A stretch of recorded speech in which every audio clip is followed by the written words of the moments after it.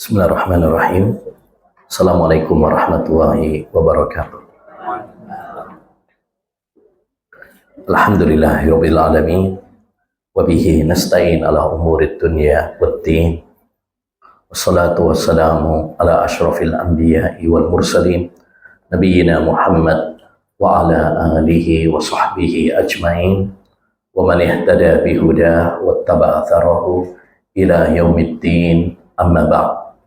Rabbi shrah li sadri wa yassir li amri wahlul 'uqdatam min lisani yafqahu qawli.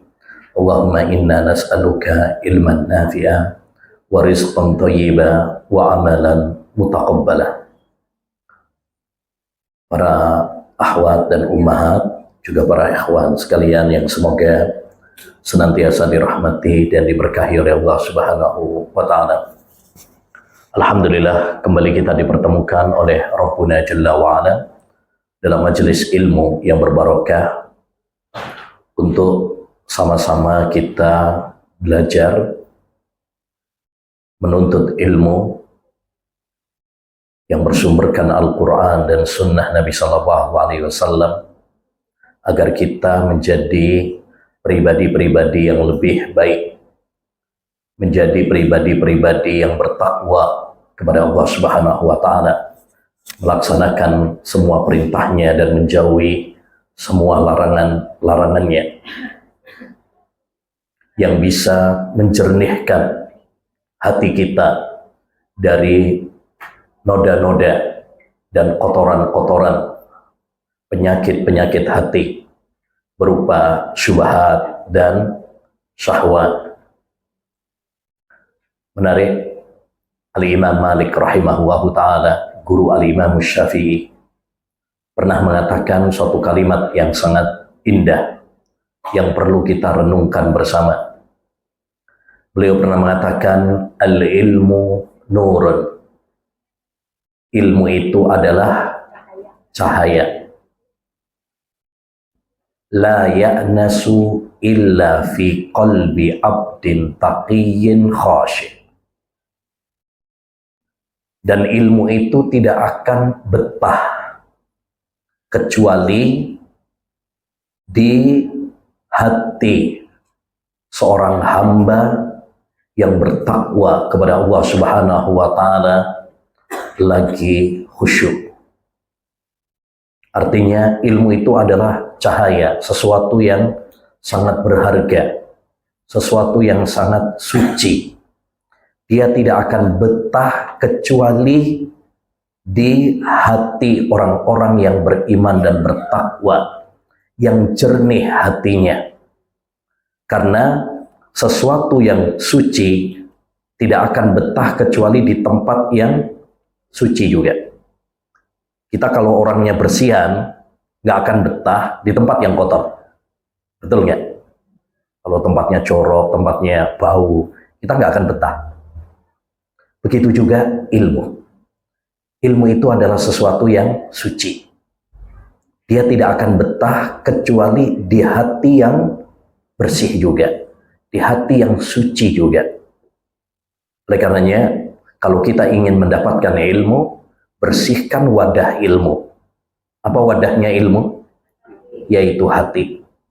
Bersihkan dari segala kotoran-kotoran, bersihkan dari penyakit-penyakit hati yang bisa menghalangi kita, menjadi tembok penghalang kita dari meraih ilmu. Jadi ilmu itu akan diberikan, tapi terkadang ada tembok yang menghalanginya, yaitu penyakit-penyakit berupa dosa, maksiat.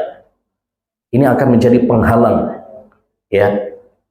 Makanya Imam Syafi'i rahimahullah ta'ala pernah mengatakan juga, syakautu ila waki'in su'ahifzi.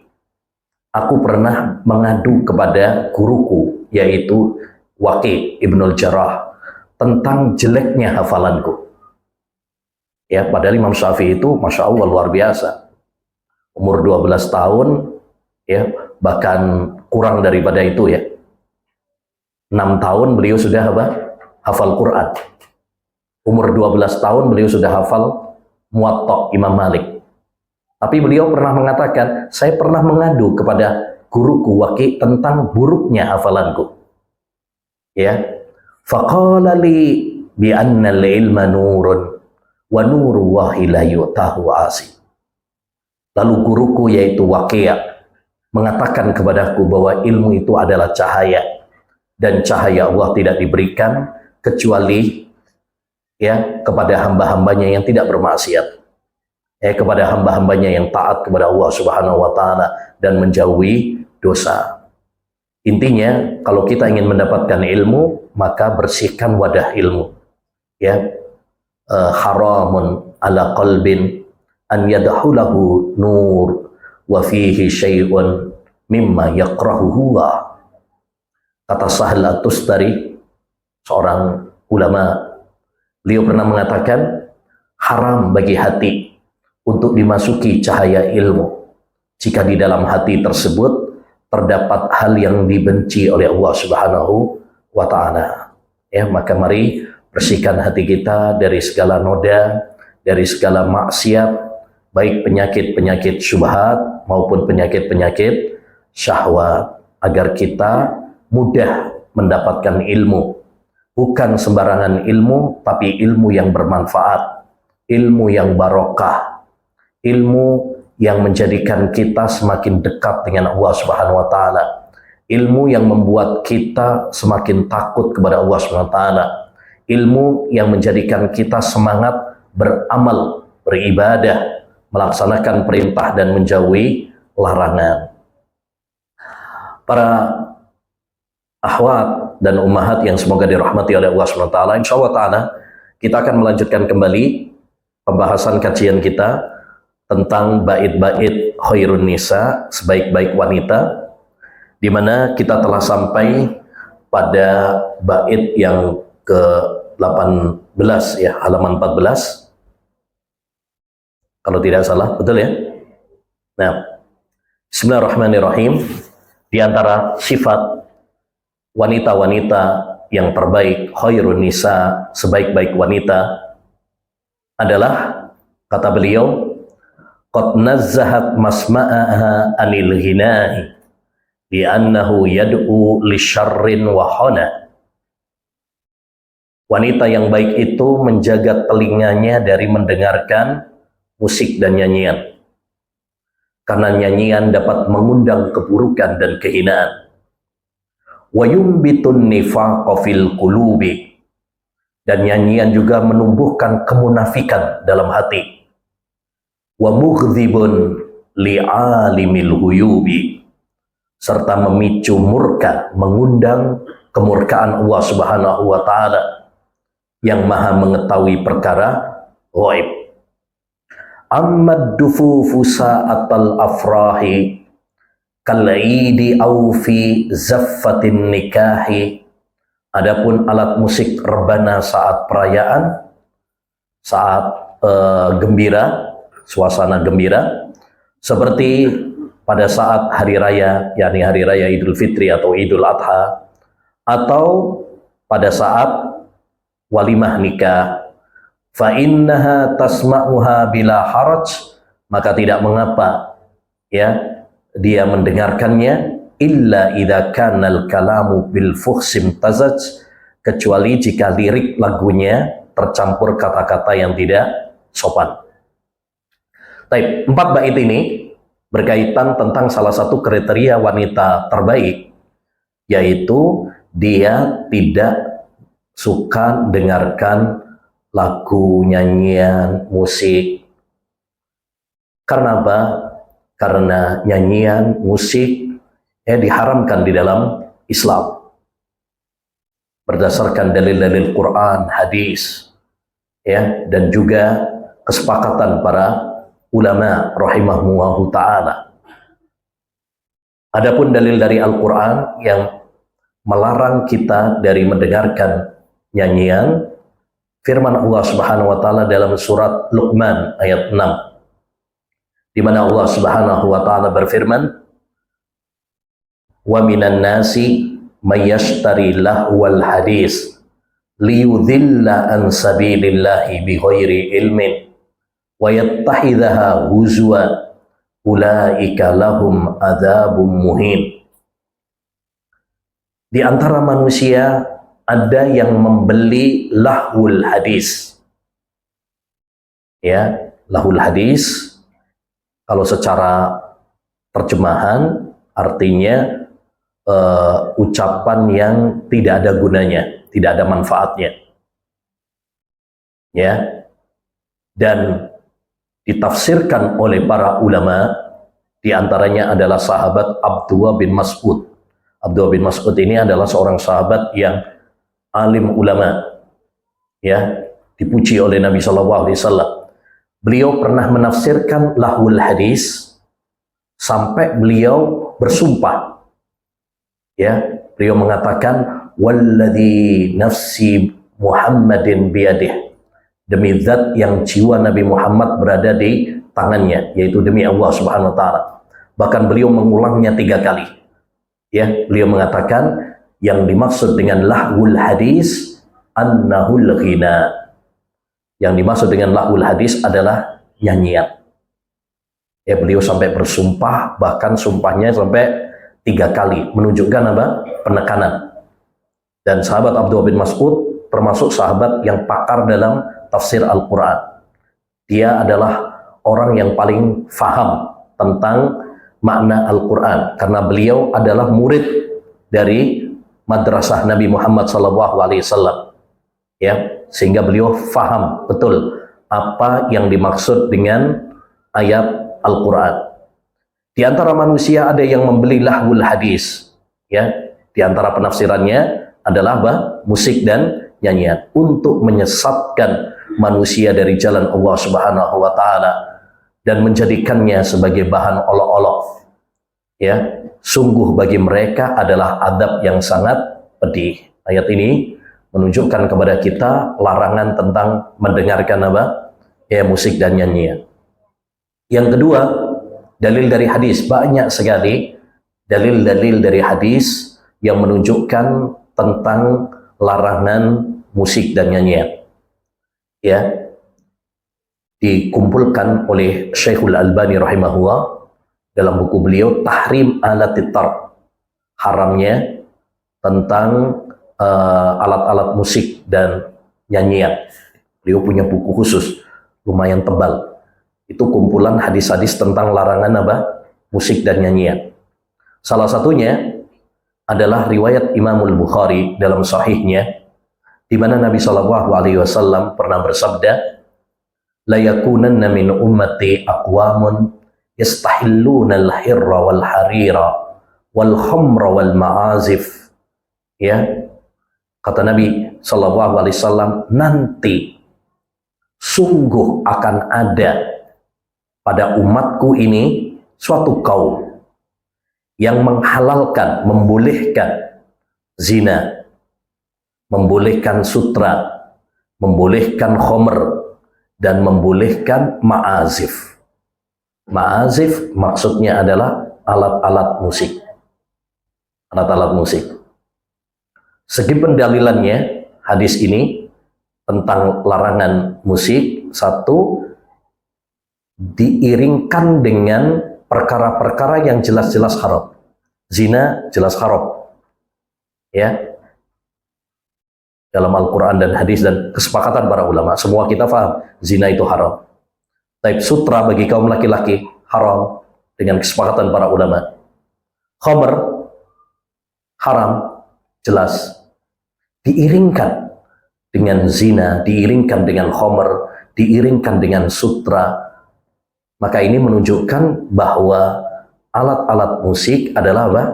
Haram juga, karena digandengkan dengan zina, digandengkan dengan khamr. Dan memang fakta juga membuktikan bahwasanya biasanya ya banyak ya para penyanyi itu ya gandengannya adalah ya naudzubillah khamr, gandengannya adalah zina. Ya, ini banyak, walaupun tidak semuanya ya, tapi ini banyak ya, karena ini adalah saling berkaitan antara satu dengan yang lainnya. Yang kedua, segi pendalilannya adalah kalimat yastahillun, akan ada yang menghalalkan. Dan ini terbukti. Pada zaman kita sekarang, ada nggak yang membolehkan nyanyian? Banyak. Bahkan orang-orang yang katanya ustadz, kiai pun banyak yang membolehkan. Padahal semua ulama madhab ya mengharamkan. Bahkan termasuk yang paling keras adalah madhab Syafi'i. Madhab Syafi'i. Kalau kita baca kitab-kitab mereka, keras. Para ulama mengatakan bahwasanya musik dan nyanyian itu adalah haram. 4 madhab, ulama 4 madhab semuanya sepakat bahwa itu adalah haram. Bahkan para ulama dahulu ya menamai ya orang yang menyanyi, kalau itu laki-laki, maka dianggap oleh para ulama sebagai muhannis. Muhannis itu banci. Ya, kalau ada pria kok nyanyi, itu dianggap oleh para ulama sebagai muhannis. Muhannis itu banci. Ya, ini menunjukkan bahwasanya para ulama ya tegas mengharamkan dan sepakat bahwa itu adalah sesuatu yang diharamkan oleh Allah Subhanahu wa taala. Ya. Kalau ada yang mengatakan, tapi kan ada sebagian ulama seperti Ibnu Hazm membolehkan, itu tidak dianggap, itu ketergelinciran. Ya, ketergelinciran, ya, kesalahan yang sudah dibantah juga oleh para ulama yang lainnya. Jadi intinya bahwa nyanyian atau musik ini adalah diharamkan berdasarkan dalil-dalil Quran, dalil dari hadis, dan juga kesepakatan para ulama. Para ulama sudah sepakat mengharamkan hal ini. Kenapa? Karena dalam nyanyian itu terdapat banyak mafsadat. Ya, terdapat banyak mafsadat. Yang harus kita tanamkan para ikhwan dan akhwat, bahwa semua yang Allah perintahkan pasti mendatangkan kebaikan. Dan semua yang Allah larang pasti mendatangkan keburukan. Itu yang harus kita tanamkan baik-baik.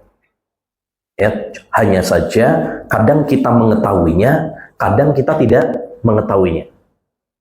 Ya, tapi yang jelas semua perintah Allah pasti mendatangkan kebaikan dan semua larangan Allah pasti mendatangkan keburukan.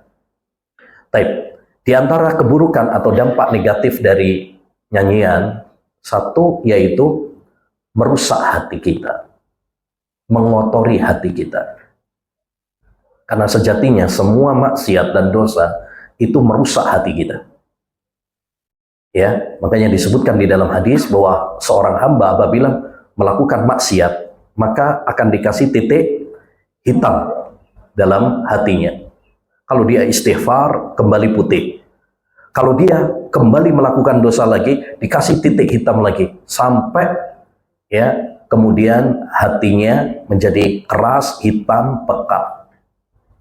Ya, kalau dulu Hajar Aswad disebutkan oleh Nabi Shallallahu Alaihi Wasallam, ya, Hajar Aswad itu adalah batu yang turun dari surga.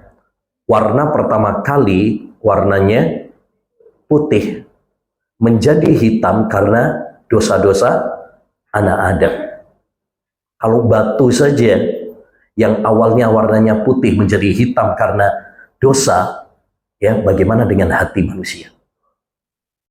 Ya, maka salah satu dampak buruk dari nyanyian yaitu merusak hati kita.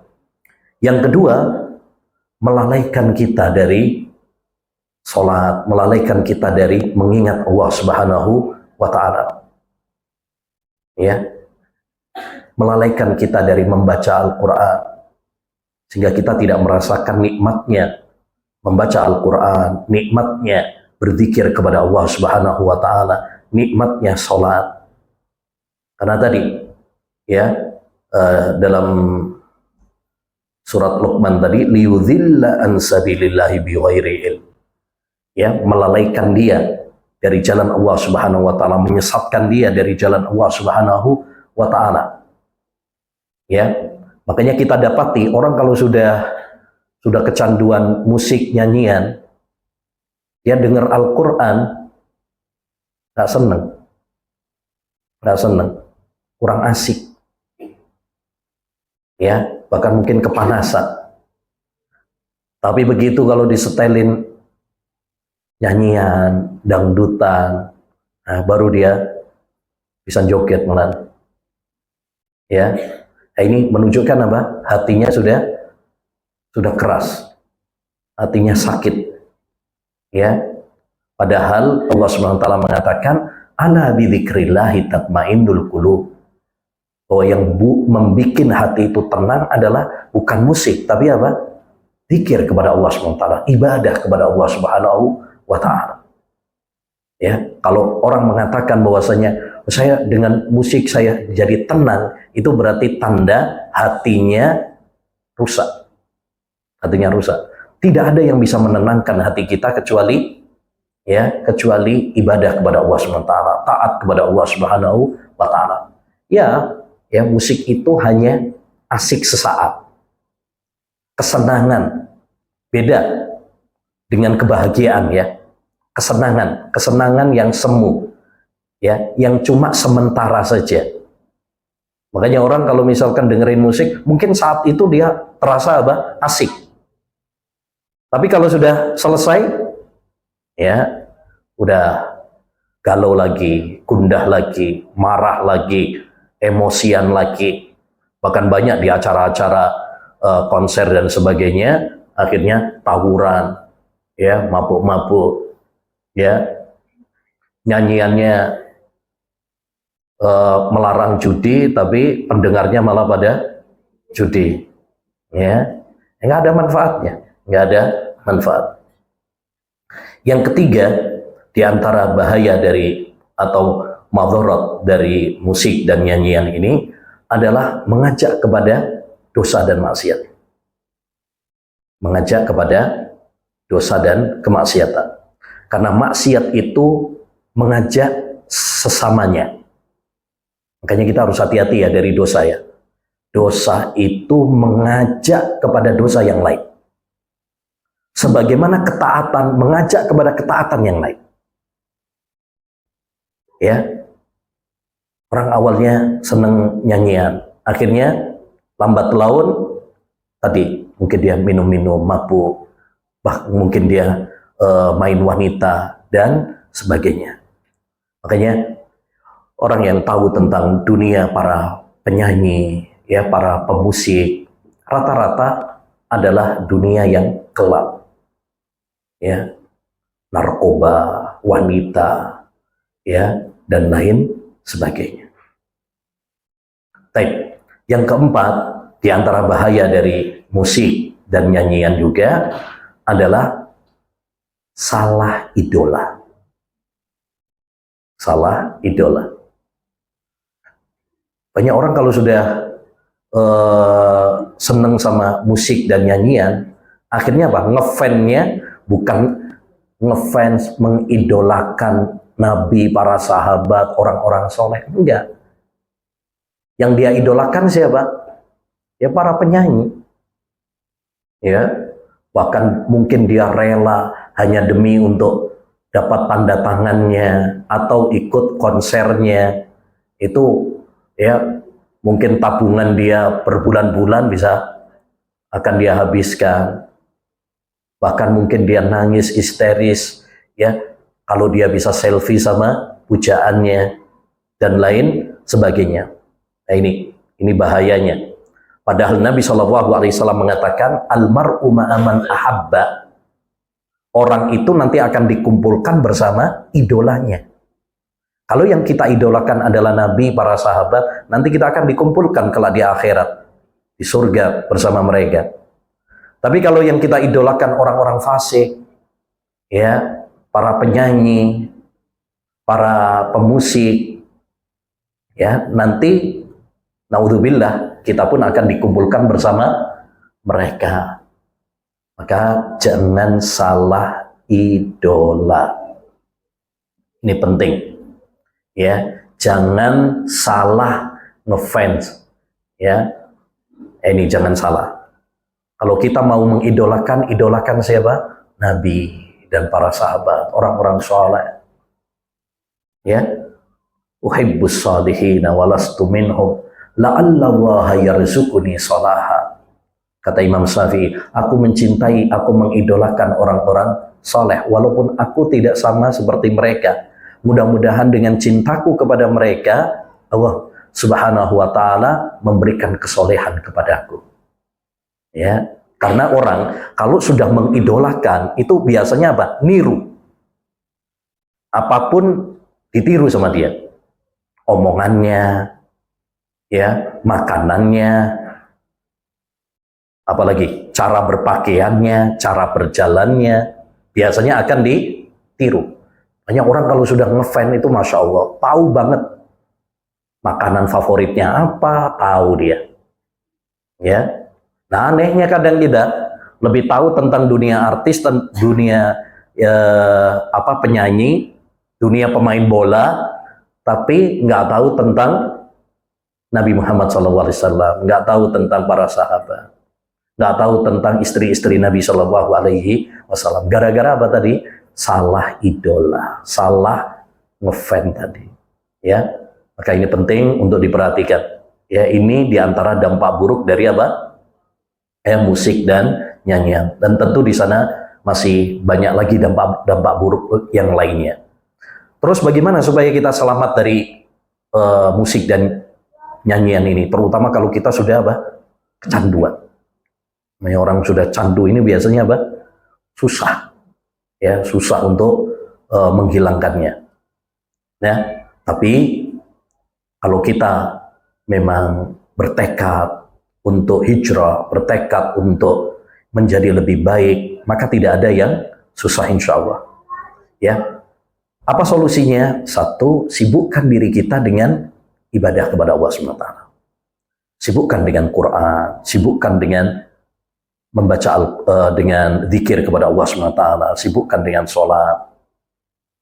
Ya, memang harus ada kesibukan. Yang penting positif.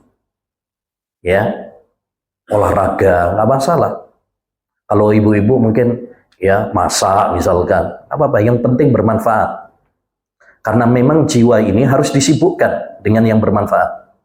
Kalau nggak disibukkan dengan yang bermanfaat, akhirnya setan gampang menggoda kita untuk maksiat. Sebagaimana kata Imam Syafi'i, an-nafsu illam tushhila bi ta'atillah saghalatka bi ghairi.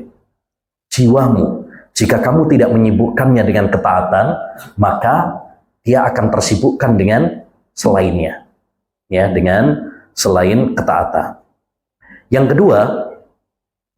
kedua, hindari, jauhi segala sarana yang mengantarkan kita kepada musik dan nyanyian. Mungkin yang masih nyimpan alat-alat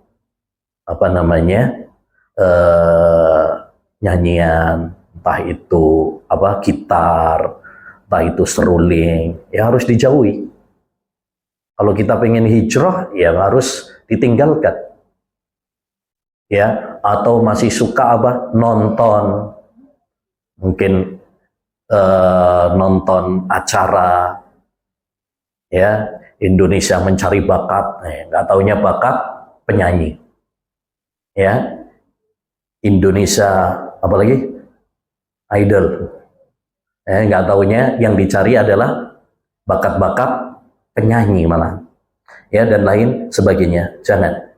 Atau mungkin kalau sekarang banyak ya di radio atau di televisi, di media sosial, ya hindari ya menonton atau mendengarkan ya semampu mungkin. Yang ketiga, cari teman-teman yang baik. Karena teman itu pengaruhnya sangat besar. Kalau kita berteman dengan orang-orang yang suka nyanyian, ya lambat laun akan ketularan juga. Ya, ketularan, terbawa. Ya, as-sahibu sahib. Sahib itu, teman itu sahib, menyeret kita. Ya, menyeret kita. At-tuyuru ala ashkaliha taqa. Ya, kata peribahasa Arab, burung itu akan kumpul sesama jenisnya. Ya, kita akan ketularan. Maka cari teman-teman yang baik. Kalau kita berteman dengan yang baik, insya Allah, ya saat mungkin kita nyanyi, ya mungkin ada yang negur kita malahan, ya justru itu yang baik. Teman yang baik itu bukan teman yang penjilat, yang selalu menyetujui apapun yang kita lakukan. Ya, teman yang baik itu adalah yang berani menasehati kita tatkala kita apa? Salah. Tatkala kita futur, tatkala kita lalai, dia berani mengingatkan kita. Ini teman yang baik. Ya. Yang keempat tentu berdoa kepada Allah Subhanahu wa taala. Banyak doa, terutama kalau udah kecanduan. Ya. Ingat, maksiat itu bikin candu. Dan orang kalau sudah kecanduan, susah menghilangkannya. Nggak gampang. Orang udah kecanduan rokok, susah menghilangkannya. Orang sudah kecanduan dengerin musik, itu berat juga. Ya, tapi kalau kita berdoa kepada Allah Subhanahu wa taala, memohon pertolongan kepada Allah Subhanahu wa taala, bisa. Ya, perbanyak doa, Allahumma a'inni ala dzikrik wa syukrik wa husni ibadatik. Ya Allah, tolong aku ya Allah, agar aku senantiasa berzikir kepadamu, agar aku mensyukuri nikmatmu, agar aku bisa beribadah yang baik kepadamu. Minta sama Allah Subhanahu wa taala, merengek sama Allah Subhanahu wa taala. Ya. Kemudian yang keenam, ya. Oh ya, yang kelima ya. Yang kelima, ya, supaya kita bisa terhindar juga, ya, mungkin dengan mengingat nikmat apa? Telinga. Ya. Telinga ini nikmat dari Allah Subhanahu wa taala. Pendengaran ini adalah nikmat. Coba bayangkan saja, naudzubillah min dzalik, kalau seandainya kita nggak bisa dengar. Ya. Alangkah meruginya kita. Alangkah sedihnya kita kalau kita nggak bisa apa? Dengar. Ya, tuli misalkan. Ya, buta misalkan. Makanya dahulu Ibnu Aun pernah mengatakan, kalau kamu pengen tahu betapa mahalnya nikmat Allah SWT, pejamkan mata. Yani bayangkan kalau matamu apa? Buta. Begitu juga, kalau kita ingin tahu betapa mahalnya nikmat Allah SWT, bayangkan kalau seandainya kita nggak bisa mendengar. Artinya, kita bisa mendengar, itu nikmat dari Allah SWT. Ya, maka harus disyukuri. Salah satu bentuk syukur yaitu kita gunakan untuk yang baik. Kita bisa mendengar ini nikmat. Jangan sampai kita mendengar ini nikmat dari Allah SWT, tapi kita tidak menggunakannya untuk kebaikan. Ya, malah kita gunakan untuk mendengarkan yang diharamkan oleh Allah SWT. Itu namanya nggak bersyukur. Ya, kalau kita betul-betul mensyukuri nikmat pendengaran, berarti apa? Gunakan nikmat pendengaran ini untuk hal-hal yang baik. Kullu nikmatin la tuqarribu ila fa hiya nikmah. Kata para ulama, setiap nikmat yang tidak menjadikan dirimu semakin dekat dengan Allah SWT, maka itu adalah petaka. Ya, nah, jadi para ikhwan dan akhwat, ya, kembali kepada pembahasan bahwa salah satu sifat wanita yang baik, wanita yang terbaik itu adalah apa? Tidak mendengarkan musik dan nyanyian. Kenapa? Karena kata beliau, satu, dia adalah mengundang keburukan dan kehinaan. Ya, mengundang keburukan dan ya kehinaan. Yani mengajak kita kepada kemaksiatan. Yang kedua, yumbitun nifaq fil qulub. Ini juga diantara bahaya dari musik juga, yaitu menumbuhkan apa? Kemunafikan, ya, penyakit di dalam hati. Ya, sebagaimana disebutkan oleh sahabat Ibnu Mas'ud, al-ghina'u yumbitun nifaqa fil qalb. Nyanyian itu menumbuhkan kemunafikan di dalam hati, bikin penyakit. Ya, penyakit hati itu apa? Entah itu syubhat atau syahwat. Jadi penyakit hati itu ada dua, syubhat, keraguan, dan yang kedua syahwat. Ya, syahwat. Ini penyakit hati. Ya. Dan penyakit kalau nggak segera diobati, maka akan semakin parah. Fi qulubihim maradun fazadahumullahu marada. Kata Allah SWT tentang orang munafik, di dalam hati mereka terdapat penyakit, yaitu penyakit syubhat. Gara-gara mereka nggak segera mengobatinya, maka Allah menambahkan penyakit mereka semakin parah. Maka kalau kita punya penyakit hati, segera diobati, jangan ditunda-tunda. Karena kita kalau sakit kemudian ditunda-tunda, dibiarkan, ya nanti akan semakin besar, semakin parah. Kalau sudah semakin parah, akhirnya susah pengobatannya. Ya. Kemudian wa mughdhibun li'alimil huyubi. Di antara sebab juga kenapa tidak dilarang musik dan nyanyian, karena dia memicu, mengundang kemurkaan Allah Subhanahu wa taala.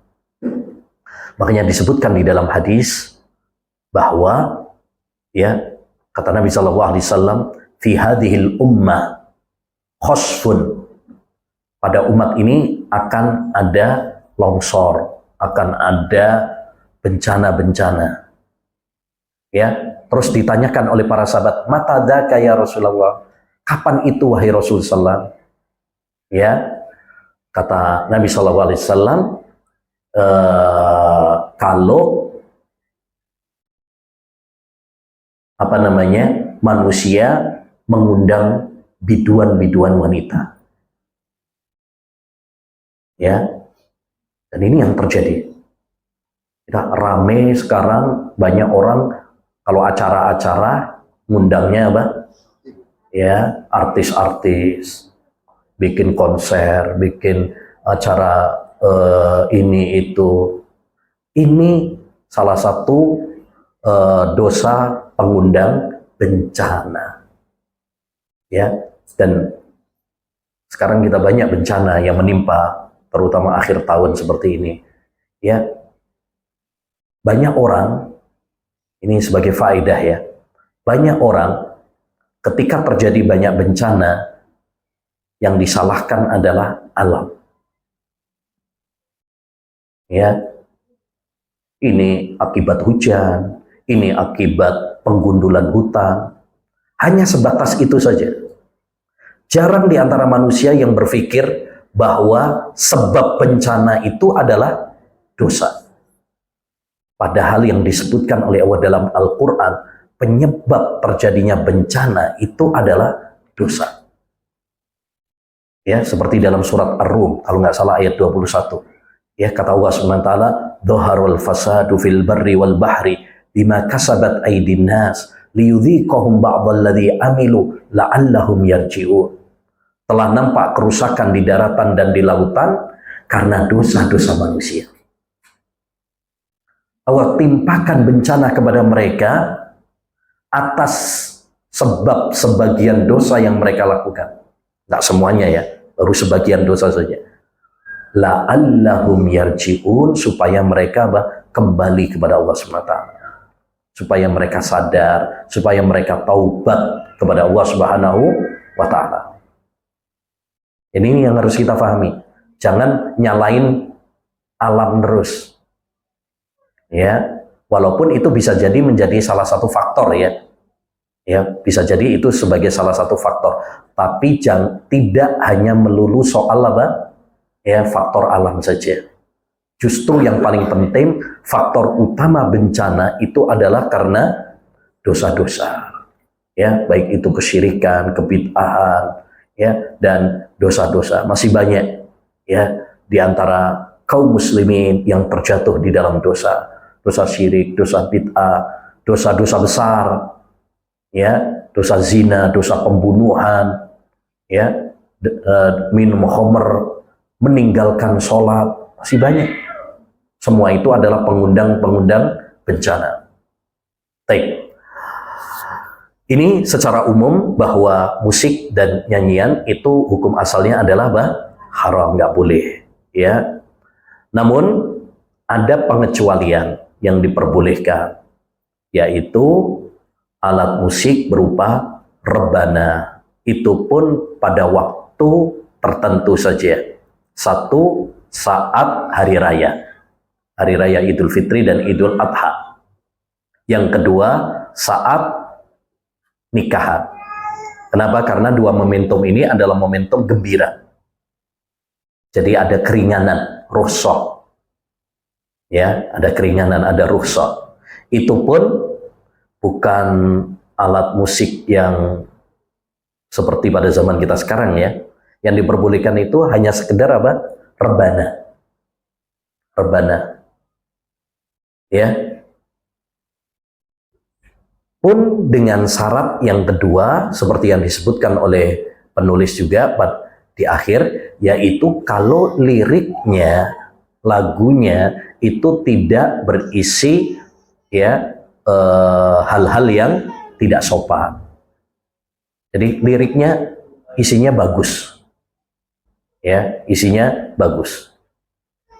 Kemudian dipakai apa? Dengan rebana. Itu yang diperbolehkan. Itu pun dalam dua momentum saja. Kapan? Hari raya sama pernikahan. Selain daripada itu nggak boleh. Selain daripada itu nggak boleh. Yang diperbolehkan satu, waktunya pada saat dua momentum ini saja, hari raya sama pernikahan. Yang kedua, ya syaratnya hanya rebana saja. Ya, berarti kalau pakai alat-alat musik yang lainnya berarti nggak boleh. Yang ketiga, liriknya ya masih pada kesopanan. Tapi kalau isinya misalkan mohon maaf banyak kan nyanyian-nyanyian itu isinya nggak sopan, mengajak kepada mohon maaf cinta-cintaan, mengajak kepada hal-hal yang porno, maka seperti ini adalah jelas terlarang. Ya.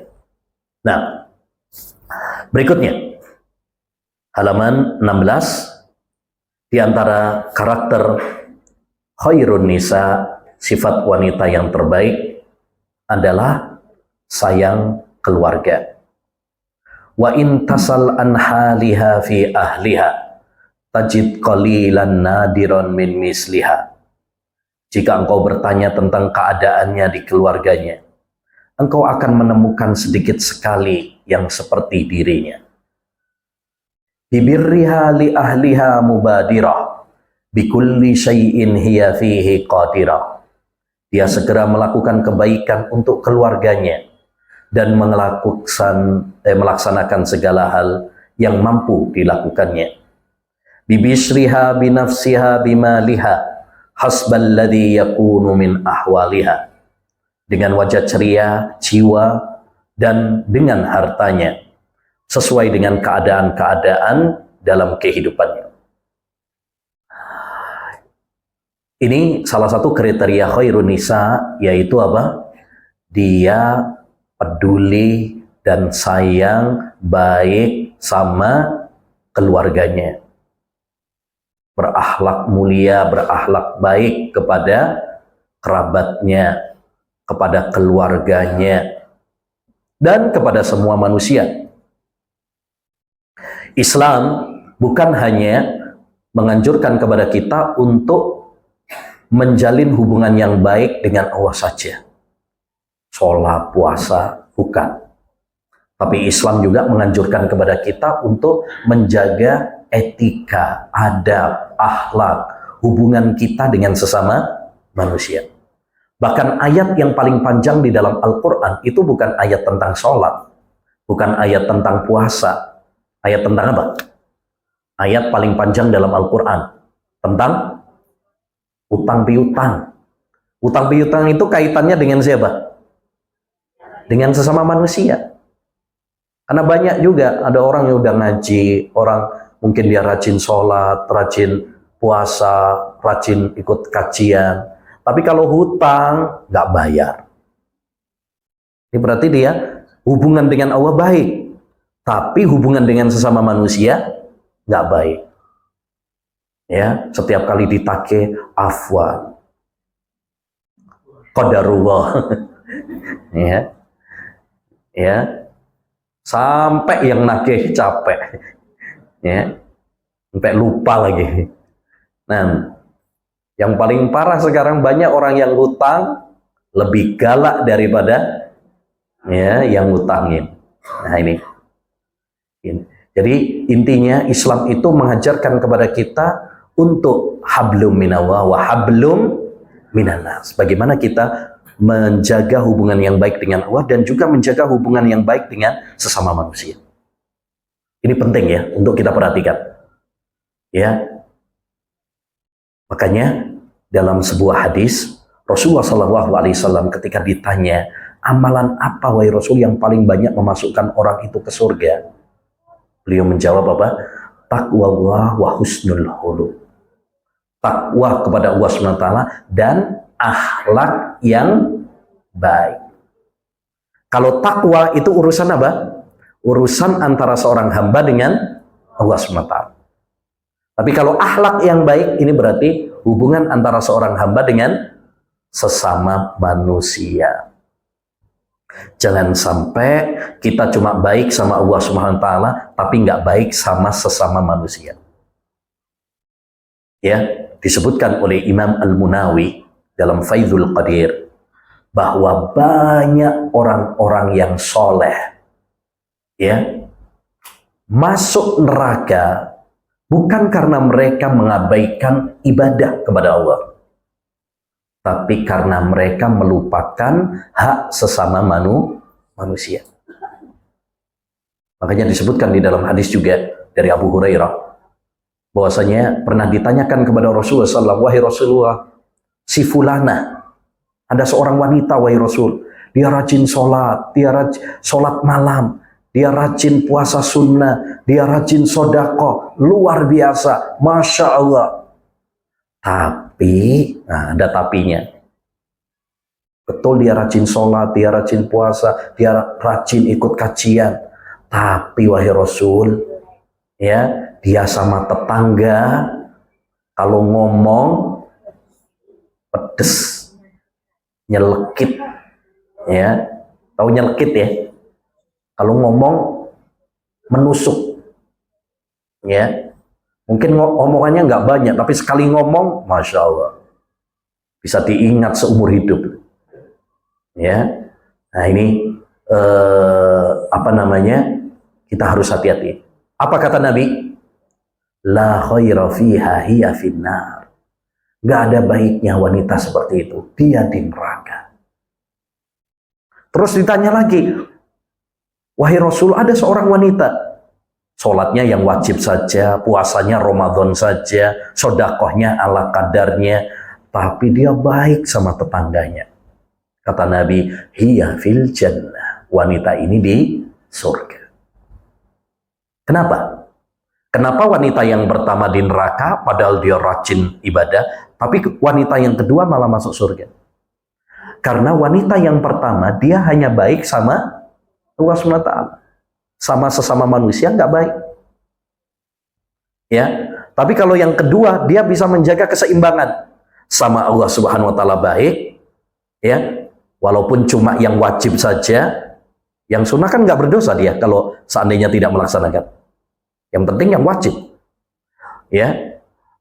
Tapi sama manusia juga baik. Nah ini yang harus kita jaga, ikhwan. Terutama bagi kita yang udah ngaji ya. Perhatikan akhlak-akhlak kita. Terutama lagi akhlak kita kepada orang yang paling dekat. Kalau kepada sesama manusia saja kita harus berakhlak mulia, wa khaliqin nas bi khuluqin hasan. Berakhlaklah kepada manusia, pergaulilah manusia dengan akhlak yang baik, apalagi kepada orang yang paling dekat dengan kita. Yang paling dekat dengan kita siapa? Orang tua kita, istri kita, suami kita, anak kita, tetangga kita, sahabat karib kita. Semakin dekat hubungannya dengan kita, semakin kita harus berbuat baik kepada dia. Makanya Nabi SAW mengatakan apa? Khairukum khairukum li ahlihi wa ana khairukum li ahli. Sebaik-baik kalian itu adalah yang paling baik sama keluarganya. Dan saya, kata Nabi, orang yang paling baik sama keluarga saya. Ya, nah gini, tanda orang itu akhlaknya baik kalau dia baik sama keluarga.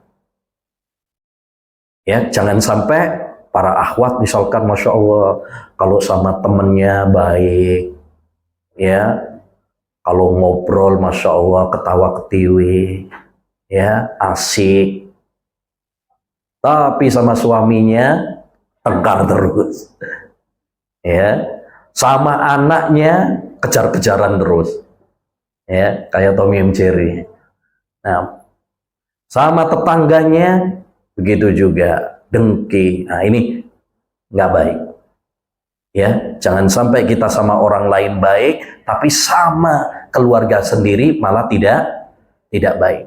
Justru orang yang paling utama untuk kita perlakukan dengan akhlak yang baik adalah keluarga kita. Ya.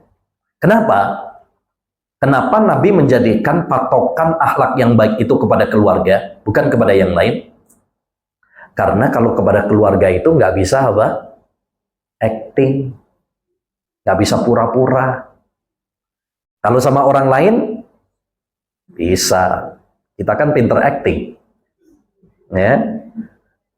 Kita orang yang paling pandai pencitraan, ya. Kalau ketemu, masya Allah, pas di pengajian, masya Allah, ya, senyumnya luar biasa, cipika-cipikinya, masya Allah, ya, luar biasa, ya. Sehingga orang akan mengira kita, masya Allah, akhlaknya baik. Tapi tunggu dulu, ya, bukan itu patokan akhlak yang baik. Akhlak yang baik itu patokannya tidak ditentukan sama orang yang kita cuma kenal, ya, atau cuma ketemu, ya, 1 jam 2 jam saja, tidak. Yang paling menentukan adalah sama keluarga. Kenapa? Karena kalau sama keluarga nggak bisa acting, ya, nggak bisa acting gitu.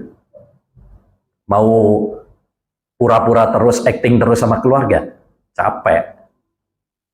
Gak ada yang bayar lagi. Mending kalau artis acting ada yang bayar. Kita acting sama keluarga, siapa yang bayar? Jadi ini, akhlak asli pasti apa? Muncul. Oleh karenanya, mari kita perbaiki akhlak kita, terutama kepada keluarga kita, istri kita, anak kita, suami kita, ya, kerabat kita, terutama lagi kepada orang tua kita. Makanya lanjutnya beliau, halaman 17, ya, termasuk kriteria khairun nisa, akhlak yang baik, wanita yang terbaik adalah dia berbakti sama orang tuanya. Ya, bi abawaiha barratun muti'ah la ta'riful uquqa wal qati'ah. Wanita yang baik itu dia taat dan berbakti kepada kedua orang tuanya. Dia tidak mengenal kedurhakaan dan memutus silaturahmi. Jadi dia baik sama keluarganya, apalagi sama orang tuanya. Karena orang tua ini, masya Allah, kedudukannya sangat besar di dalam agama Islam. Sampai-sampai di dalam Al-Quran seringkali hak Allah Subhanahu wa Ta'ala itu digandengkan dengan hak orang tua. Contoh dalam surat Al-Isra ayat 23. Kata Allah Subhanahu wa Ta'ala, wa qadha rabbuka alla ta'budu illa iyyah wa bil walidaini ihsana. Dan Allah Subhanahu wa Ta'ala mewasiatkan, memerintahkan kepada kalian untuk tidak beribadah kecuali hanya kepada Allah saja. Ini hak Allah Subhanahu wa Ta'ala. Kemudian wa bil walidaini ihsana, dan hendaknya kalian berbakti kepada kedua orang tua. Jadi setelah menjelaskan hak Allah SWT, digandengkan, diiringkan dengan hak orang tua. Karena hak orang tua itu sangat besar sekali. Sampai-sampai Nabi SAW mengatakan, al-walidu awsatu abwabil jannah. Ya, orang tua itu adalah pintu surga yang terindah. Ya, tinggal kamu, apakah kamu akan memanfaatkan pintu surga tersebut, ataukah akan menyia-nyiakannya? Ya, Dan termasuk hal atau dalil yang menunjukkan pentingnya berbakti kepada orang tua, bahwa berbakti kepada orang tua ini termasuk amalan yang paling utama, amalan yang paling dicinta oleh Allah Subhanahu wa Ta'ala. Makanya dalam sebuah hadis, ketika ada seorang datang kepada Nabi SAW, yaitu sahabat Abdullah bin Mas'ud, bertanya, amalan apa yang paling dicintai oleh Allah? Amalan apa yang paling utama wahai Rasulullah? Nabi menjawab, sholat pada waktunya. Terus apalagi wahai Rasulullah? Birrul walidain, berbakti sama orang tua. Kemudian apalagi wahai Rasulullah? Jihad di jalan Allah SWT. Bayangkan. Ya, berbakti sama orang tua sampai mengalahkan jihad. Jihad saja disebut oleh Nabi nomor 3. Berbakti sama orang tua disebut nomor 2. Ini menunjukkan betapa pentingnya berbakti kepada kedua orang tua. Maka hendaknya bagi kita menjadi wanita-wanita yang terbaik, yaitu dengan berbakti kepada kedua orang tua kita. Bahkan walaupun kita sudah nikah. Walaupun sudah nikah, tetap kita harus berupaya berbakti kepada kedua orang tua kita. Ya. Betul, wanita itu kalau dia belum nikah, hak yang paling besar hak orang tuanya. Kalau sudah nikah, hak yang paling besar adalah suaminya. Tapi bukan berarti kemudian setelah nikah kemudian nggak berbakti, tidak. Kita harus bisa menggabung antara berbakti kepada orang tua, demikian juga berbakti kepada suami kita. Ya, tinggal caranya saja berbakti kepada orang tua. Ya, cara berbakti kepada orang tua bagaimana? 1, kalau ngomong yang baik. Ya, mungkin kita kalau sudah misalkan sudah berkeluarga, sudah rumahnya pisah, ya mungkin nggak bisa satu rumah, satu atap lagi dengan orang tua, nggak ada masalah. Tapi kalau ngomong, tetap ngomong yang baik. Alhamdulillah sekarang gampang, tinggal nelpon, ya video call. Walaupun jauh sekarang sudah terasa dekat, ya. Maka kalau ngobrol, ya komunikasi atau WA, ya pilih kata-kata yang baik. Wa qul lahuma qawlan karima. Ya, katakanlah kepada keduanya kalimat yang baik. Yang kedua, tawadhu kepada orang tua. Jangan sombong kepada orang tua kita. Walaupun kita mungkin sekolahnya lebih tinggi, walaupun kita sekarang lebih sukses daripada orang tua kita, ya jangan pernah sombong. Lihat para ulama, bagaimana tawadhu'nya mereka kepada orang tua mereka. Diceritakan bahwa Haywah bin Shuraih, seorang tabi'in, seorang ulama ini pernah ngisi kajian. Pada suatu saat dia ngisi kajian, taklim, tiba-tiba ibunya datang. Ngomong apa?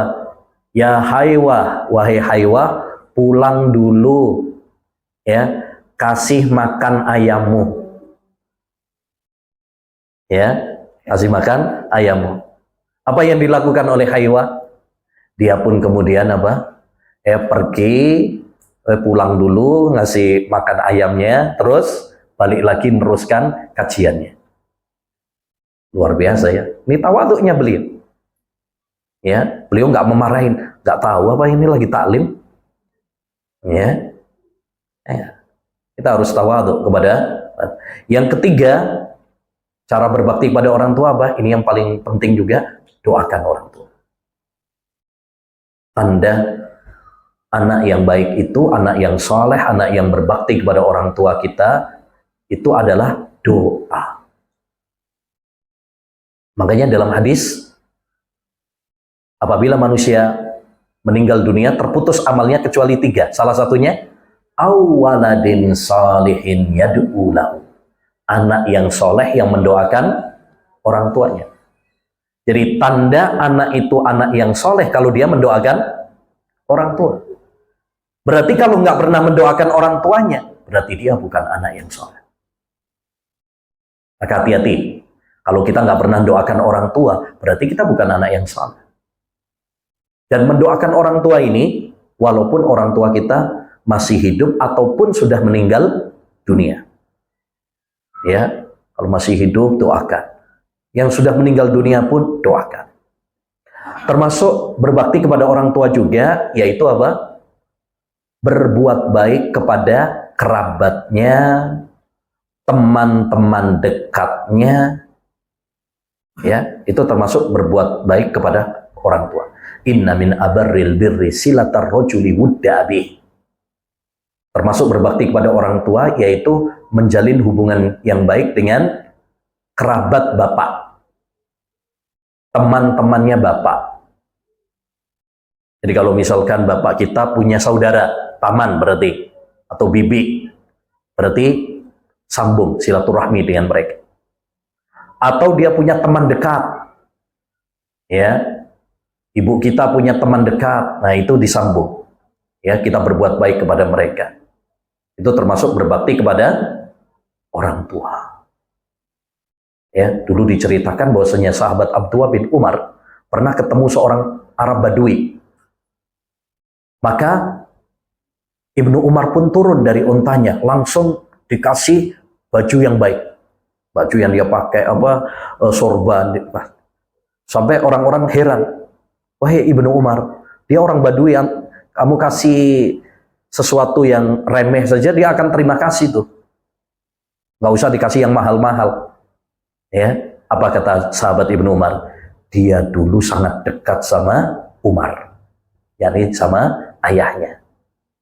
Ya, makanya dia ingin menunjukkan baktinya kepada kedua orang tuanya. Dan yang perlu diperhatikan bahwa berbakti kepada orang tua itu sangat penting ya, karena ini berkaitan dengan kita juga. Artinya, kalau kita itu berbakti sama orang tua kita, maka kelak anak-anak kita pun akan bakti sama kita. Tapi kalau kita durhaka sama orang tua kita, jangan kaget kalau anak kita juga akan durhaka. Al-jaza'u min jinsil amal. Balasan itu tergantung kepada amal. Makanya dulu diceritakan ada seorang yang dia menyeret bapaknya dari rumah sampai gapura desa, diseret ke jalan. Sampai di gapura, sampai di jalan, ya, bapaknya mengatakan, nah nyeretnya sampai sini aja. Karena dulu bapak nyeret kakekmu, yaitu bapaknya dia sendiri, cuma sampai sini aja. Maksudnya apa?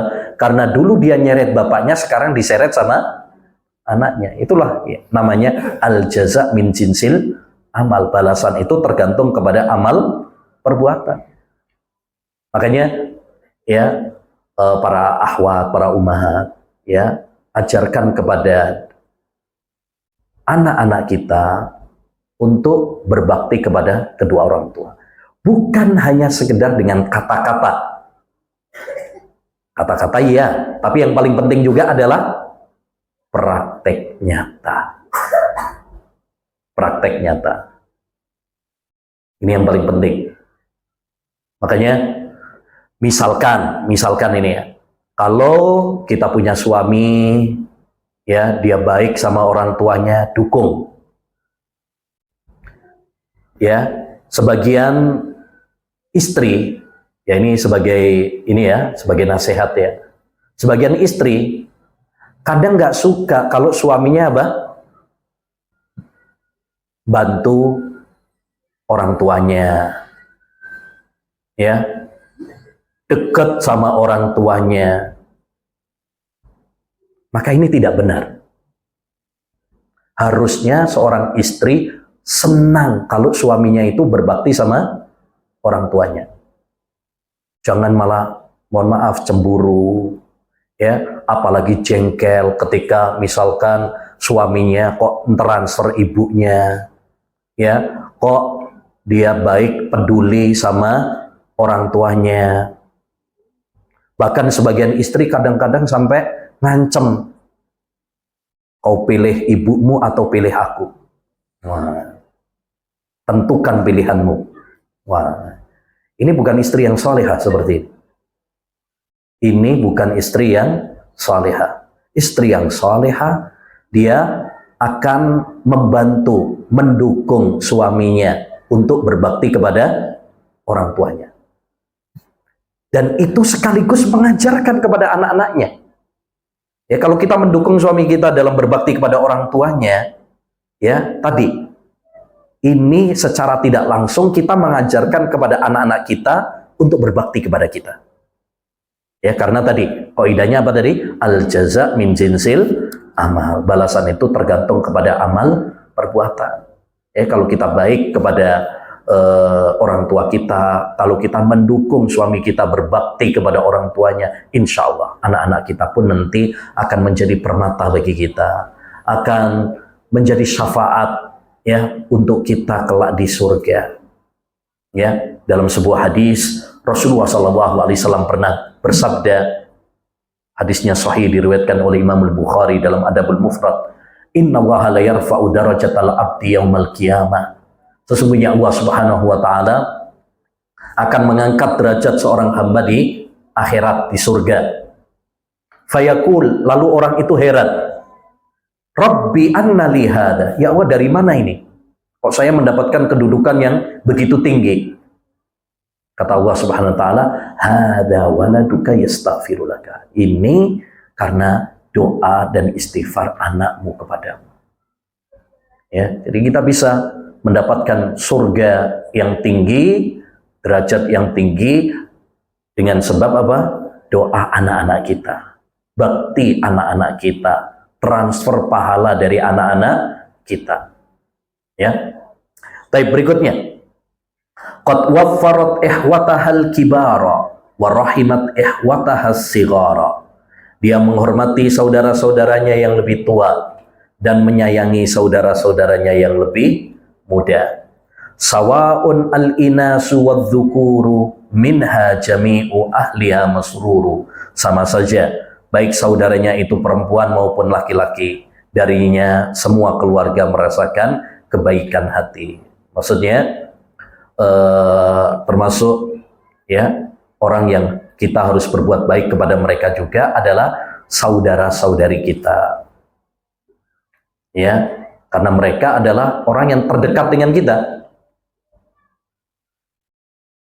Dan ini termasuk berbakti kepada orang tua. Kalau kita baik sama saudara, itu berarti kita berbakti kepada orang tua.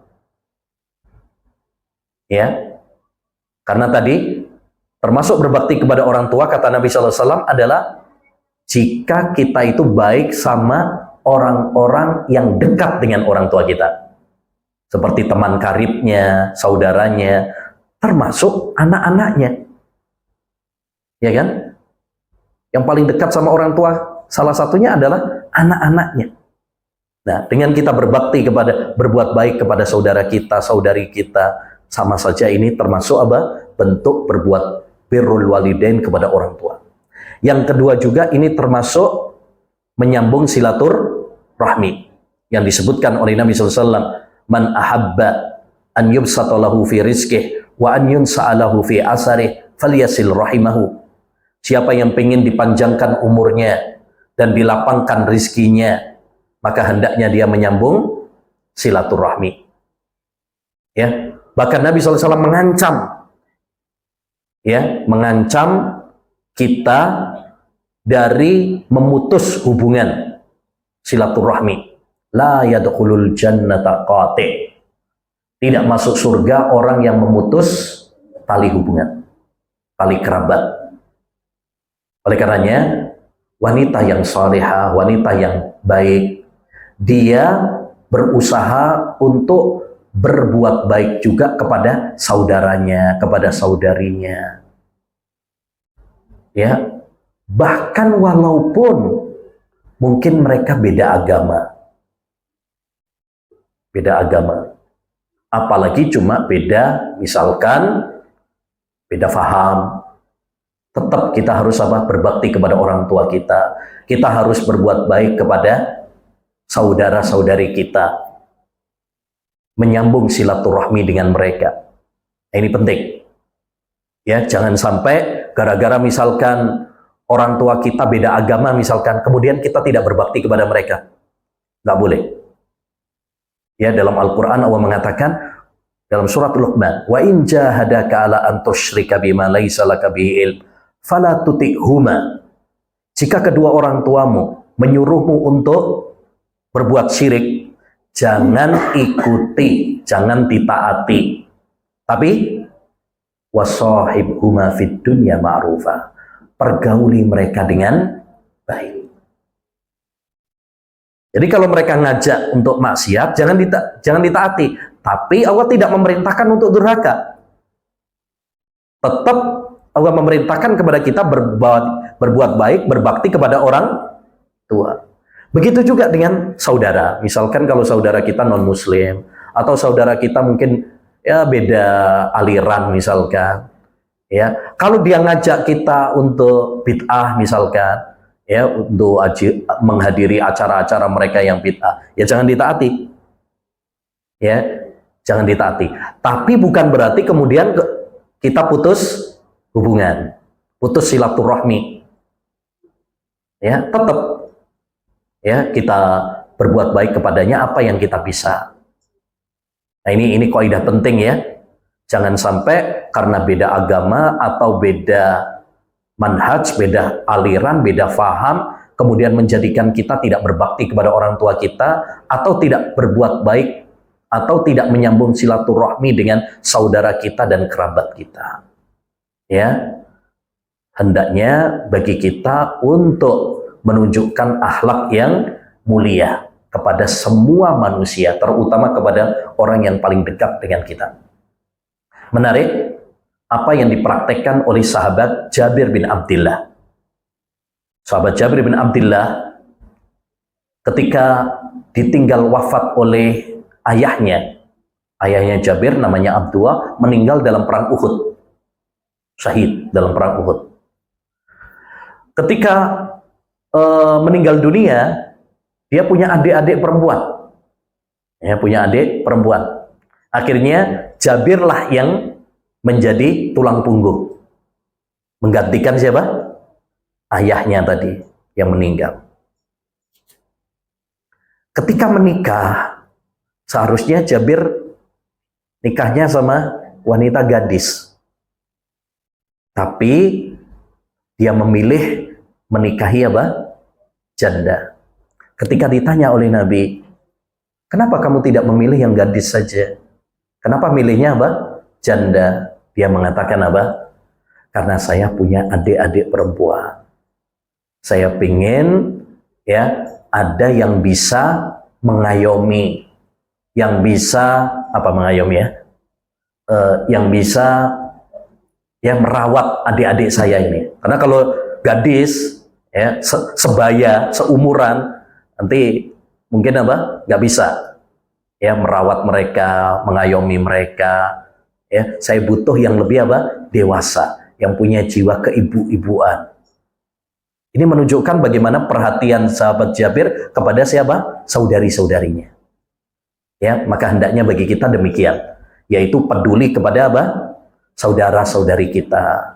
Ya, terutama nih ya, salah satu bentuk silaturahmi yang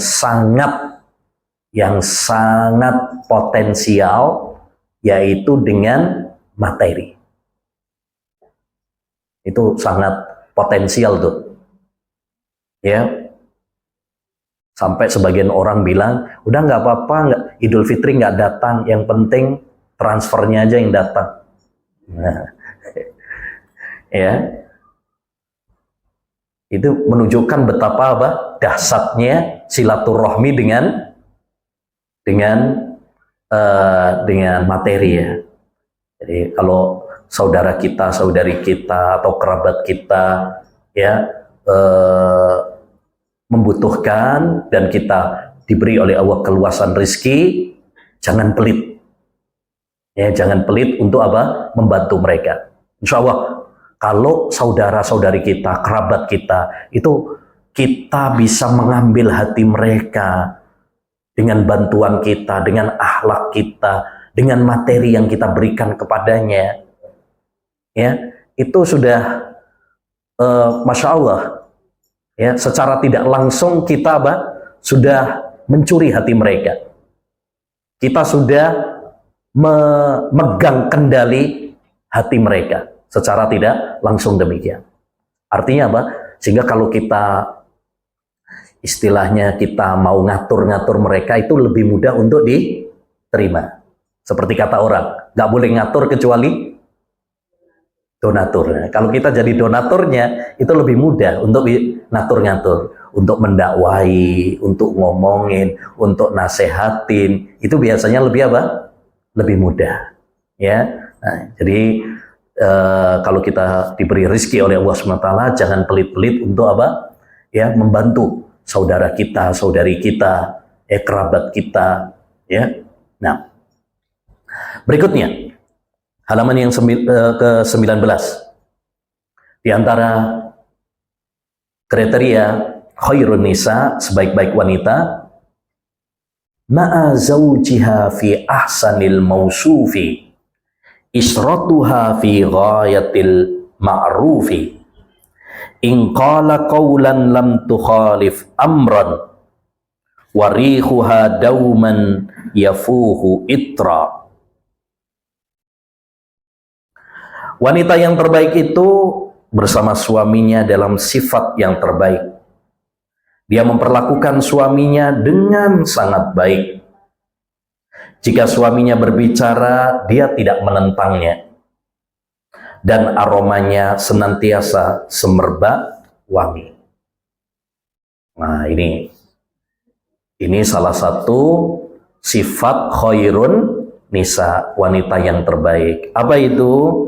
Dia berusaha untuk maksimal dalam melayani suami. Ya. Karena hak yang paling besar bagi seorang wanita kalau sudah menikah itu haknya siapa? Suami. Kalau belum nikah haknya siapa? Orang tua. Tapi kalau sudah menikah maka hak yang paling besar adalah hak suami. Makanya pernah dikatakan, ya, wanita itu kalau belum nikah maka surga ada di bawah telapak kaki ibunya. Tapi setelah menikah, surga berpindah di tangan suaminya. Maka perhatikan, ya, bagaimana kita memperlakukan suami kita. Karena suami kita sejatinya adalah pintu surga dan neraka kita. Ya, dalam sebuah hadis Rasulullah SAW pernah mengatakan kepada bibinya Husain bin Muhson yang ketemu sama Nabi SAW, kemudian Nabi tanya sama dia, "Adzatu zaujin anti?" Apakah kamu sudah nikah, sudah punya suami? Dia jawab, "Sudah wahai Rasul." "Kaifa anti lahu?" Gimana kamu memperlakukan suamimu? Dia mengatakan, "Saya maksimal untuk melayani dia, membahagiakan dia wahai Rasul." Terus Nabi mengatakan, "Fanduri aina anti minhu fa innama huwa jannatuki wa naruki." Perhatikanlah bagaimana kamu memperlakukan suamimu. Karena suamimu adalah surgamu atau nerakamu. Maksudnya apa? Suamimu adalah surgamu dan nerakamu. Artinya, kalau seorang istri itu berbuat baik kepada suaminya, berusaha membahagiakan suaminya, maka akan mengantarkan sang istri menuju surga. Sebaliknya, kalau dia suka bantah sama suaminya, nantangin suaminya, jelek-jelekkan suaminya, apalagi kalau malah diobral di media sosial aib-aib suaminya, maka ini akan menjadikan wanita tersebut terpuruk kelak di neraka, waliyadzubillah. Ya, ini sekarang banyak para akhwat bahkan yang udah ngaji pun kadang ketularan media sosial, bahwa wanita harus menang, wanita selalu menang, Ya, ini kita harus hati-hati ya. Sekarang banyak media-media sosial ini atau potongan-potongan di mana, di Instagram atau di TikTok, itu banyak yang mengarah ke sana. Yang intinya apa? Pokoknya ya, wanita itu selalu apa? Selalu benar, selalu menang. Ya, nah, ini tidak benar juga. Ya, sehingga menyudutkan para suami, menyudutkan para laki-laki.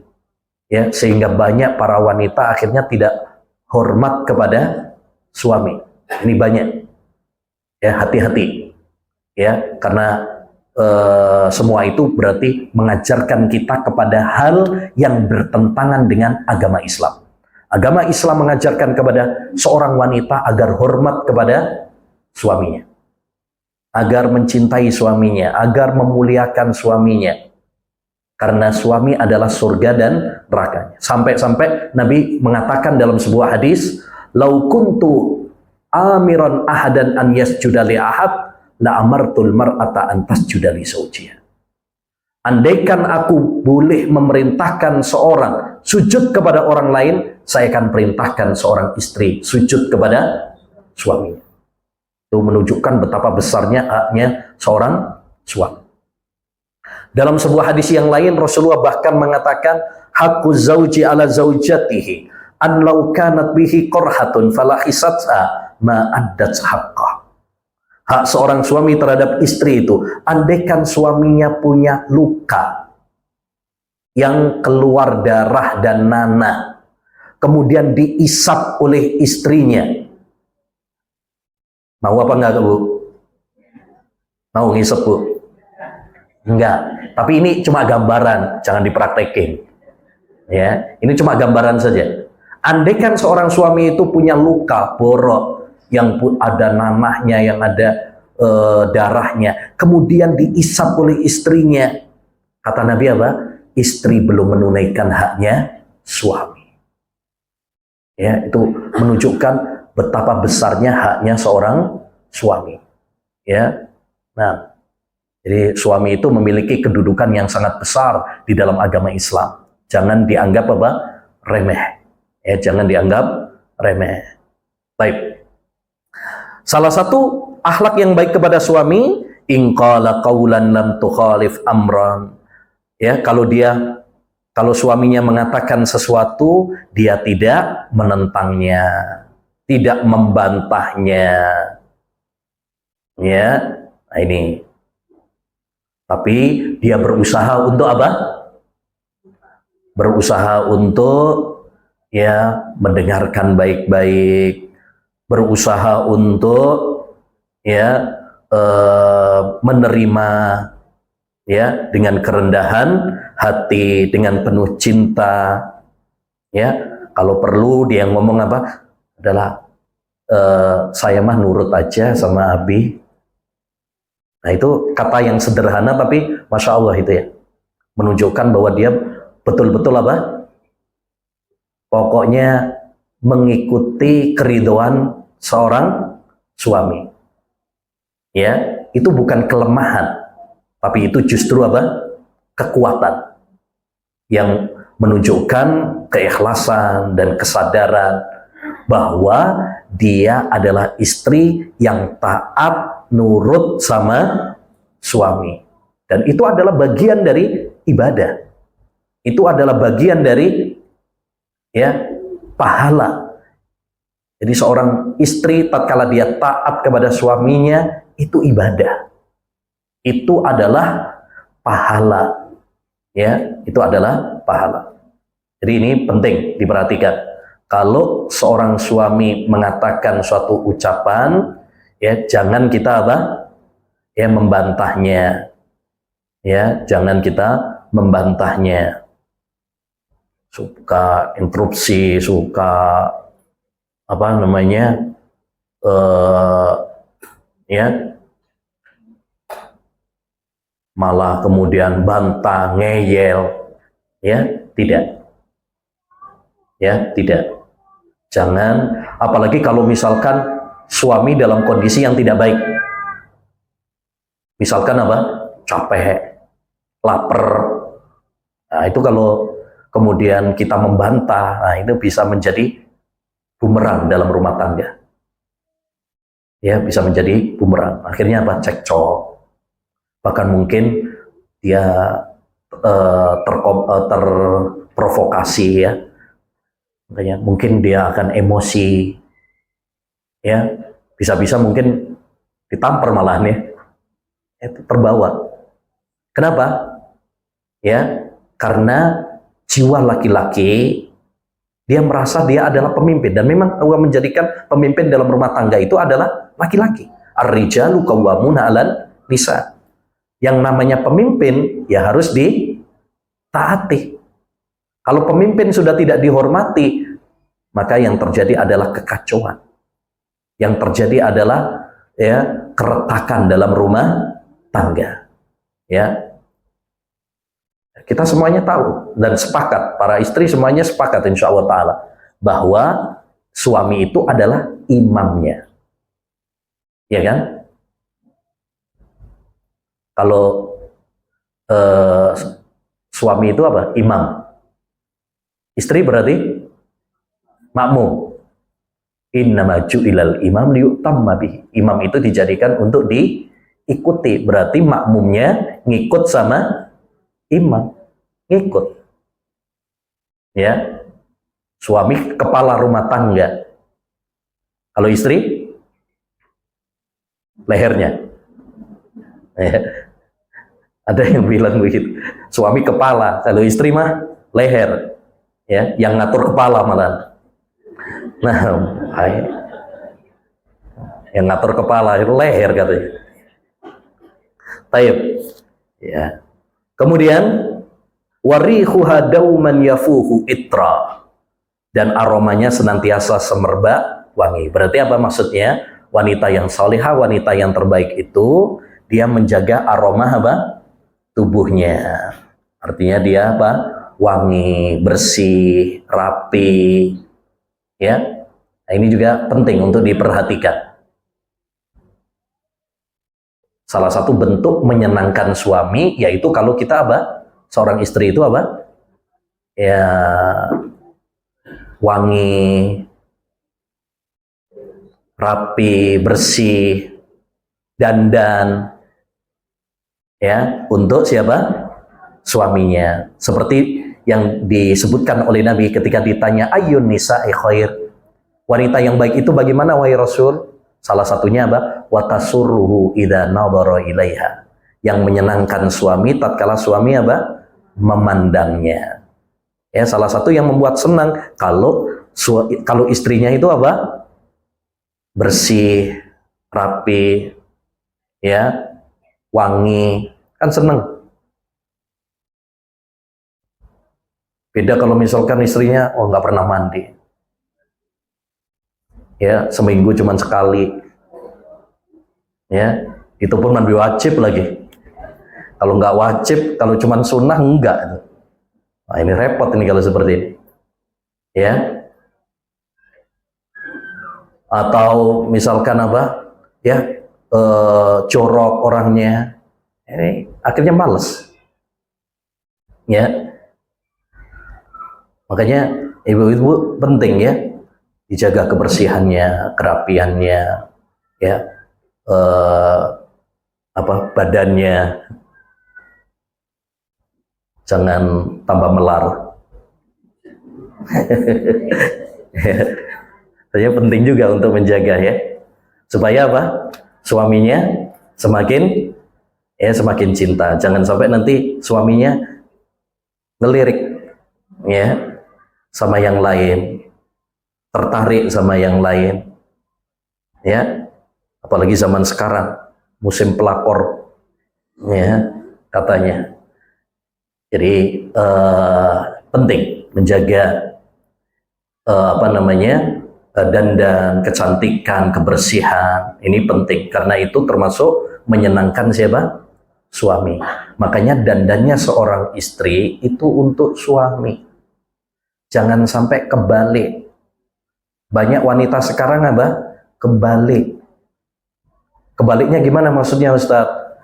Ya, banyak yang dandannya mohon maaf kalau lagi ada kondangan, ya pas mau keluar, masya Allah, ya cantik, dandan, wangi.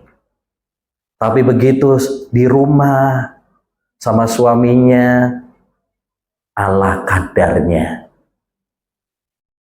Ya, nah ini kebalik. Harusnya malah sama suaminya wangi, bersih, ya, berdandan cantik. Kalau keluar malah biasa aja. Makanya dalam Islam seperti yang sudah kita bahas, ya, justru kalau seorang wanita mau keluar rumah dilarang apa? Pakai parfum malah, karena itu nanti bisa menggoda lelaki yang lain. Ya, baik. Kemudian berikutnya, talqahu bil bisri wa bit tarhibi fi baitiha nadhifi dzit tartibi. Dia menyambut suami dengan wajah yang ceria dan sambutan yang hangat di rumahnya yang bersih dan teratur. Ta'amuhu syarabuhu bila dhajar fi waqtihil mu'tad hasbama amar. Dia menyiapkan makanan dan minuman untuk suaminya tanpa bosan. Disiapkan di waktu yang biasa sesuai ya perintah. Jadi wanita yang salihah salah satu sifatnya apa? Selalu murah senyum di depan suaminya. Dia menyambut suaminya dengan senyuman sebagai tanda kasih sayang. Ya, jika Nabi Muhammad SAW saja pernah bersabda, tabassumu kali ahi kalaka sodaqah. Senyummu kepada saudaramu itu adalah sodaqah. Dan Nabi pernah bersabda, afdalul a'mal sururun tudhiluhu fi qalbi ahi. Amalan yang paling baik kalau kamu apa? Menyenangkan, menggembirakan hati saudaramu. Kalau kepada orang secara umum saja kita dianjurkan senyum, ramah, ya, menggembirakan, menyenangkan, apalagi kepada suami. Terutama kalau suami baru pulang dari kerja capek, bahkan mungkin dia ya habis dimarahin sama bosnya di sana, ya sumpah karena dunia di luar sana apa? Keras. Ya, ibu-ibu perlu tahu ya, menyadari bahwa berjuang mencari nafkah itu tidak gampang.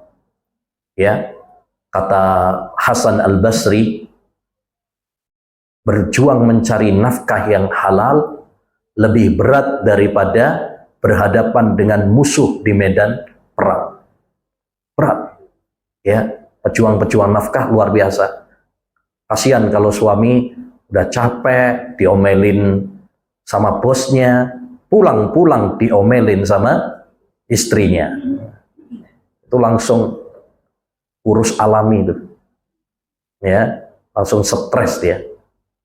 Makanya banyak para laki-laki ya biasanya malah lebih seneng nongkrong berjam-jam di kafe, di warung.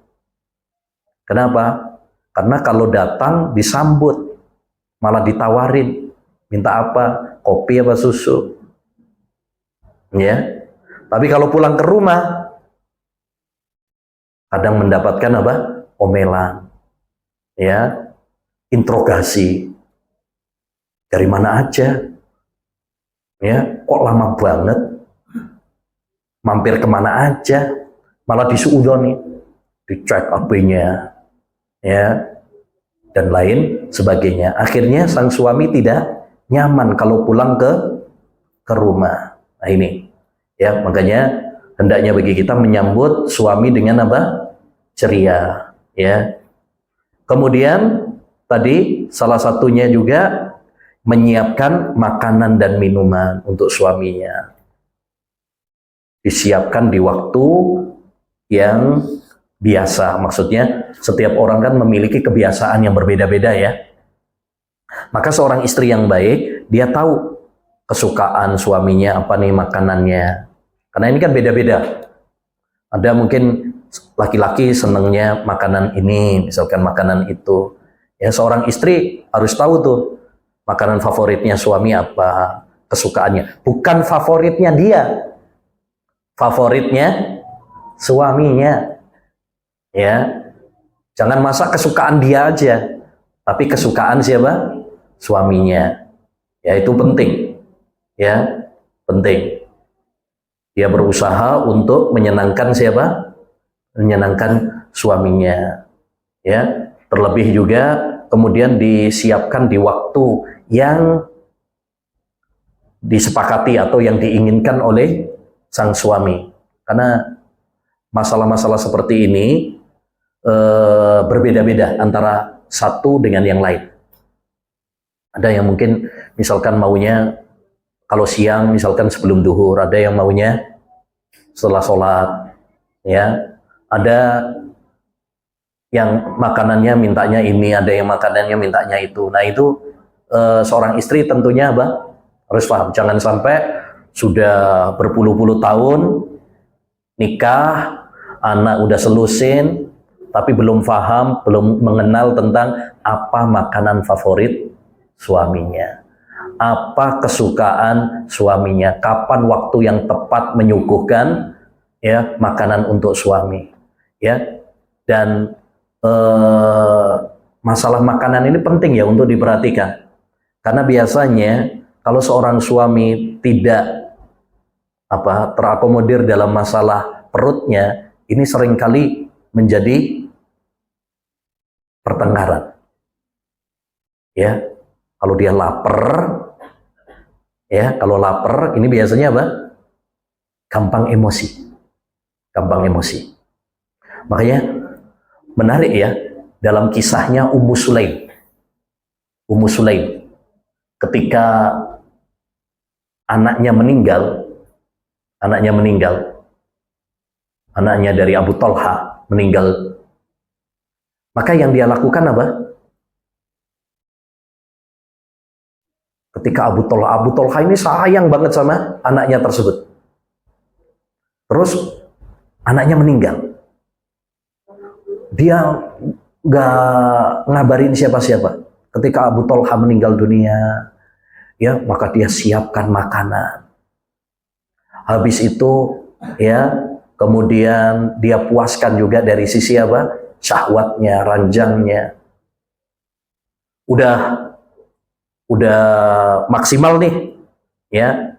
Udah dari sisi syahwat sudah, dari sisi perut sudah. Akhirnya ngobrol dari hati ke hati. Wahai Abu Talha, bagaimana kalau seandainya ada orang yang meminjami kita, terus orang tersebut minta supaya pinjamannya dikembalikan, boleh nggak kita menolaknya? Bahasanya pinter banget gitu ya musuhnya. Ya nggak boleh. Kalau itu punya dia, barangnya punya dia, ya harus kita kembalikan. Harus kita kembalikan. Baru kemudian disampaikan, wahai Abu Talha, ya, anak kita itu adalah titipan pinjaman dari Allah Subhanahu wa taala. Sekarang Allah Subhanahu wa taala yang punya menariknya kembali, minta dikembalikan. Subhanallah. Yang tadinya mungkin dibayangkannya bakalan emosi dan sebagainya, ternyata tidak. Karena pintar Ummu Sulaim tadi. Ya, ini penting untuk diperhatikan hal-hal seperti ini. Jangan sampai seorang istri cuek, nggak peduli dengan suaminya, termasuk masalah makan, masalah minum. Ya, kalau tidak memperhatikan kebutuhan-kebutuhan suami, ini bisa menjadi konflik dalam rumah tangga. Baik.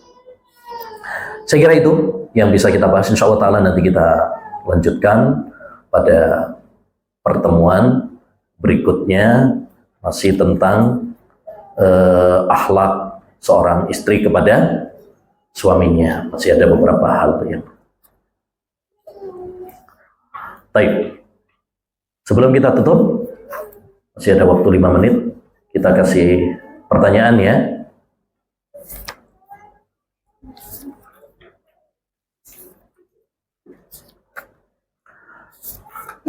Baik.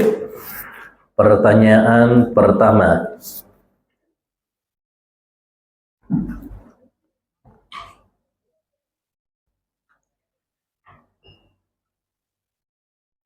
Apa dampak negatif dari nyanyian? Dengarkan nyanyian. Apa saja dampak buruk, kerusakan-kerusakan yang ditimbulkan dari nyanyian? Karena sifat seorang wanita salihah salah satunya tidak mendengarkan nyanyian. Silakan, siapa yang bisa?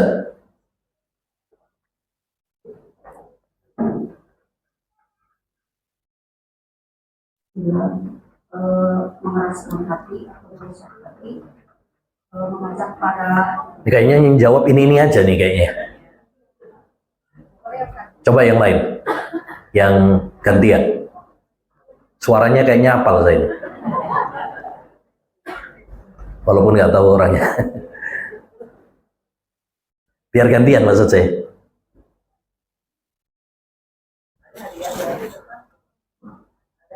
Ada. nanti kalau yang dikasih pertanyaan lagi ada dapat hadiah kayaknya yang kedua, pertanyaan yang kedua. Ada, maksudnya ada tambahan hadiah? Ada satu dari kedua, tapi ya nanti ada satu lagi. Oh, satu doang. Ya. Saya ada. Nanti kalau anu tambahin. Baik. Terus. Siapa?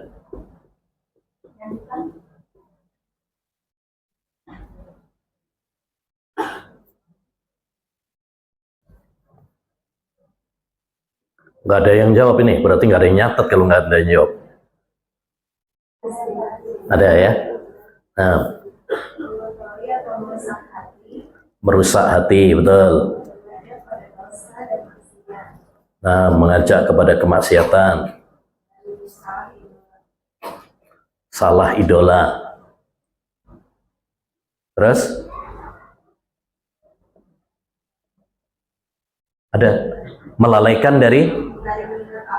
Nah, melalaikan dari mengingat Allah atau ibadah, dari zikir, dari sholat, dari baca Quran dan lain sebagainya. Nah, ahsan, barakallahu fiik. Baik, pertanyaan yang kedua. Tadi kita sampaikan di antara akhlak wanita salihah yaitu berbakti sama orang tua. Apa saja bentuk-bentuk berbakti kepada orang tua? Ada yang bisa? Bentuk-bentuk berbakti kepada orang tua. Ada yang mau jawab? Oh ya, dapat hadiah ya.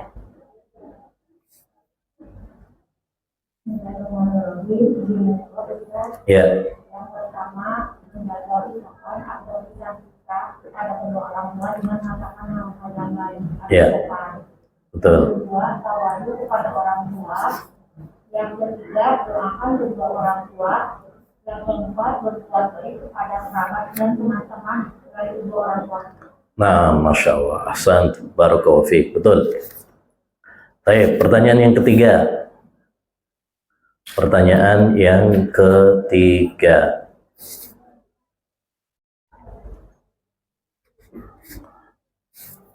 Baik.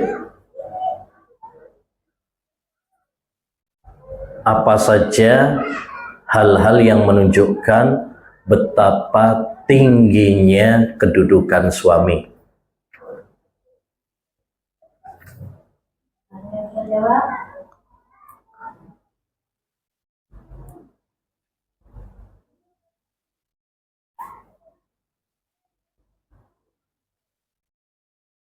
Atau dalil ya, dalil yang menunjukkan betapa tingginya kedudukan suami. Gak harus hafal hadisnya, udah nggak apa-apa.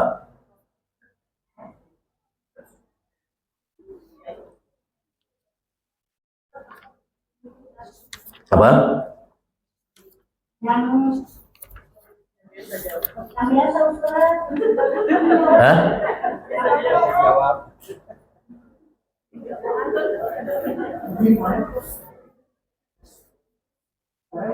Gimana gimana? Bisa jawab. Yang biasa jawab. Nggak ada yang lain. Ya kalau nggak ada yang jawab nggak apa-apa. Assalamualaikum Pak Ustaz. Ya. Satu, memperlakukan suami yang baik, tidak berutang, perkataan saya. Yang bersih. Ya, dalil yang menunjukkan tingginya kedudukan suami.